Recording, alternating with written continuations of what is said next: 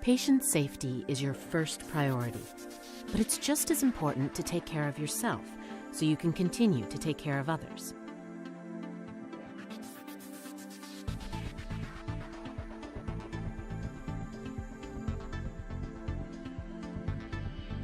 Masks and respirators do different jobs. It's important to understand the difference. Masks often fit loosely over the face, leaving gaps between the mask and the wearer. Masks help prevent large particles expelled by the wearer from reaching the patient. They also help protect the sterile surgical field from contamination of exhaled particles. In addition, fluid-resistant surgical masks help reduce wearer exposure to blood and body fluids. NIOSH-approved N95 respirators are designed to fit tightly to the face and create a seal between the face and the respirator, and are intended to help reduce the wearer's exposure to certain airborne particles, including those generated by electrocautery, laser surgery, and other powered medical instruments. For this reason, respirators require fit testing using an OSHA-approved protocol prior to use. In addition, some N95 particulate respirators have also been cleared for use as surgical masks.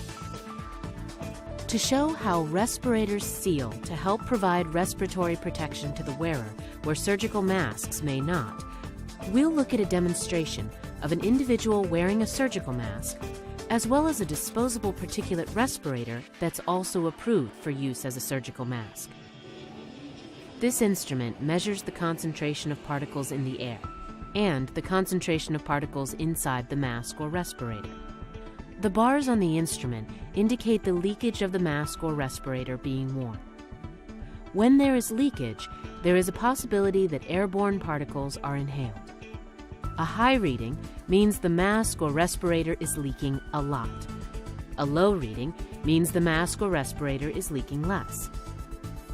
A well-fitting respirator should have a reading less than 1% leakage. Let's compare the individual wearing a surgical mask and the same individual wearing a particulate respirator that's also approved as a surgical mask. Particles have been generated in the air around the wearer for this demonstration. Here you can see the instrument shows the surgical mask has a high rate of leakage, demonstrating how the mask is not designed to provide the wearer the protection of a properly fit particulate respirator. Now, you can see the worker is wearing a properly fit particulate respirator, and the instrument shows a very low leakage reading. Take your respiratory protection personally. Help protect yourself. Help protect your patients. Choose respiratory protection when you need it. To learn more about 3M particulate respirators that are approved for use as surgical masks, go to 3m.com/healthcaremasks.